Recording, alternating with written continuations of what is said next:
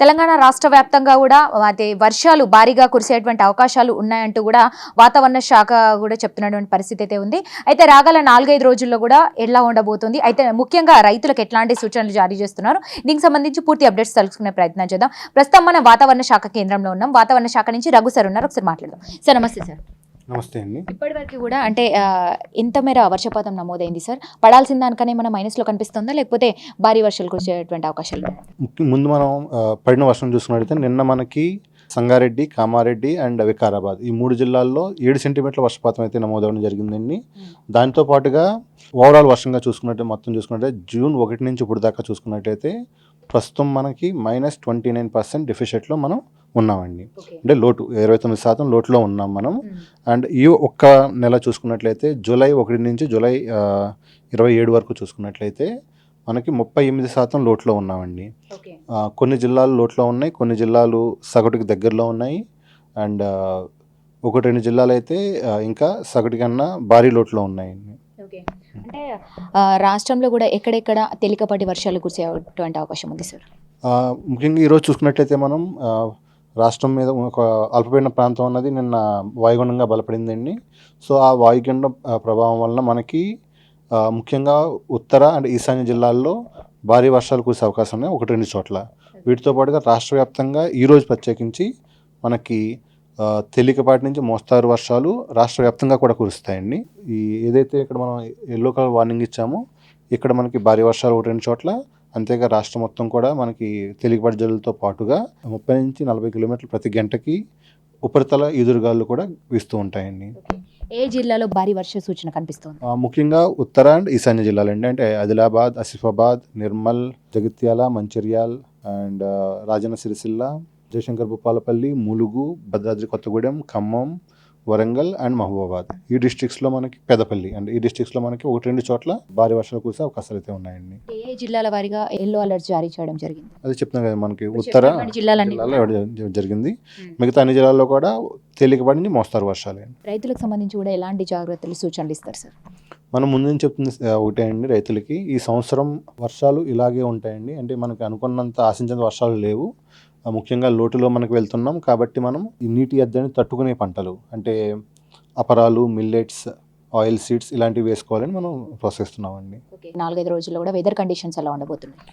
ముఖ్యంగా మనం వచ్చే 3 రోజులు మాట్లాడుకున్నట్లయితే ఈ ఉత్తర అండ్ ఈశాన్య జిల్లాల్లో మనకి భారీ వర్షాలు 1-2 చోట్ల కురిసే అవకాశాలు ఉన్నాయండి. ఇవాళ, రేపు, ఎల్లుండి. దాని తర్వాత డే 4 అండ్ డే 5 అంటే 30-31 తారీఖుల్లో కూడా మనకి తేలికపాటి నుంచి మోస్తరు వర్షాలు కురిస్తాయి. వీటితో పాటుగా ఈ ఉపరితల గాలులు కూడా వీస్తూ ఉంటాయండి. అంటే రైతులు ఈ జూలై మంత్ మనం ప్రిన్సిపల్ మంత్గా కూడా చెప్పుకుంటూ ఉంటాం. అయితే ముఖ్యంగా ఇది ఎవరికి బాగా ప్రభావితం చూపుతుంది అంటే ఈ వర్షాలు లేని కారణంగా రైతులు బాగా ఇబ్బంది పడుతున్నారు. ఇది మనందరికి తెలిసినటువంటి విషయమే. మరి అంటే రాబోయే రోజుల్లో కూడా వర్షం అంటే ఎక్కువ భారీ మొత్తంలో ఆశించవచ్చు అంటారా? అదే అండి, ఈ సంవత్సరం మనం ముందు చెప్తున్నాం తక్కువ వర్షపాతమే ఉంటుంది. ఉన్నా సరే సగటుకి దగ్గరలో అంతే వర్షపాతం ఉండేది. అది కూడా తెలంగాణ వ్యాప్తంగా చూసుకున్నట్లయితే. బట్ మనం జిల్లాల వారీగా మాట్లాడుకున్నట్లయితే ఈ వేరియబిలిటీ అనేది చాలా ఎక్కువ ఉంటుంది. ఒక జిల్లాలో నార్మల్ కన్నా ఎక్కువ ఉండడం, ఒక జిల్లాలో భారీ లోటు, ఒక జిల్లాలో లోటు ఇలాగా ఉండడం వల్ల ఏమంటాం అసమానతలు ఎక్కువ ఉన్నాయండి. ఈ అసమానతలు ఎక్కువ ఉండడం వల్ల మనకి ఏంటంటే కంటిన్యూస్ మన రెగ్యులర్గా జరిగే ప్రాసెస్ ఏముంటాయో అలా మనం చెప్పలేము దీన్ని. సో నెక్స్ట్ ఇంకా ఏం చెప్తున్నామంటే మనం నాట్ ఓన్లీ అగ్రికల్చర్, ఈవెన్ జలవనరులు ఇవి కూడా మనకు తగ్గే అవకాశాలు ఉన్నాయండి. ముఖ్యంగా ఈ వర్షాలు సరిగ్గా లేకపోవడం అండ్ బోర్ల మీద మనం ఎక్కువ ఆధారపడడం వల్ల తెలంగాణ వ్యాప్తంగా ఈ వాటర్ టేబుల్ అన్నది కూడా తగ్గిపోతుందండి. మనకి రీసెంట్ ఇరిగేషన్ వారి గణాంకాల ప్రకారం చూసుకున్నట్లయితే గత వారం రోజుల్లోనే 0.2 మీటర్స్ మనకి తగ్గిందండి. అంటే ఇంకా కిందకు వెళ్ళిన వాటరు. సో దీని ప్రకారంగా చూసుకున్నట్లయితే మనం నీటి ఎద్దడి అనేది ఇంకా ఎక్కువ ఉండొచ్చు. అండ్ ప్రస్తుతం ఒక పాజిటివ్ విషయం ఏంటంటే మనకి ఇప్పుడు పశ్చిమ కనుమల్లో విరివిగా వర్షాలు కురుస్తున్నాయండి. సో దీనివల్ల కొంచెం గోదావరి అండ్ కృష్ణాలో కొంచెం నదుల్లో కొంచెం వాటర్ అనేది పెరిగితే కొంచెం ఈ ప్రాజెక్టుల్లో కొంచెం వాటర్ రావడం వల్ల కొంచెం మనకి ఏదైతే ఈ నదీ పరివాహక ప్రాంతాల్లో ఉన్నాయో అక్కడ కొంచెం మనకి ఉపశమనం కలిగే అవకాశాలు ఉన్నాయి. సార్ మనం చూసుకుంటే ఎక్కువ అంటే ఉత్తర తెలంగాణలో వర్షాలు అనేది నమోదవుతున్నాయి, తేలికపాటి కావచ్చు, భారీ వర్షాలు కావచ్చు. ఎందుకని ఈశాన్య తెలంగాణ, దక్షిణ తెలంగాణలో ఎందుకని వర్షపాతం నమోదవట్లేదు? అంటే ఏంటి పరిస్థితి?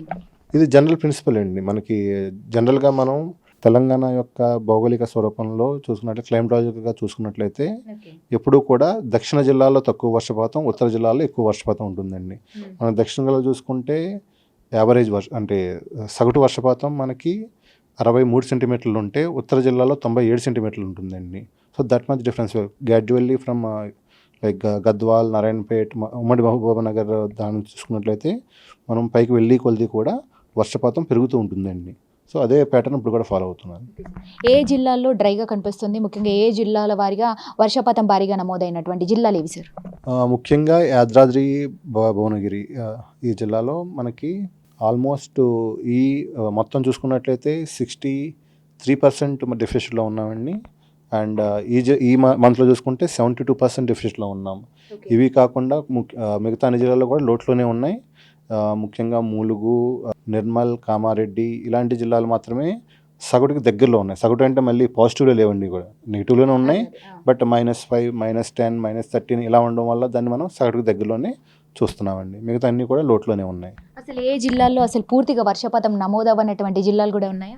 అలాగే వర్షపాతం ప్రతి జిల్లాలో కూడా వర్షపాతం నమోదైంది. బట్ ముఖ్యంగా మనం చూసుకున్నట్టయితే యాదాద్రి భువనగిరిలో మాత్రమే ఎక్కువ భారీ లోటు కనిపిస్తుందండి మనకి. ప్రస్తుతం ఎల్లినో ప్రభావం ఎట్లా ఉంది సార్? ఇది ఇంకా ఏమైనా బలపడేటువంటి అవకాశాలు ఉన్నాయి? ప్రస్తుతం ఇది మనం వీక్ టు మోడరేట్ ఫేజ్లో ఉందండి. ఈ ఆగస్ట్ నెలలో ఇది మోడరేట్ ఫేజ్కి వెళ్తుంది అండ్ సెప్టెంబర్కి స్ట్రాంగ్గా అవుతుందని అంచనా వేస్తున్నారు. ఆ తరువాత అక్టోబర్, నవంబర్, డిసెంబర్లో మరింత బలంగా ఉండి అదే ఉద్ధృతితో సాగుతుంది.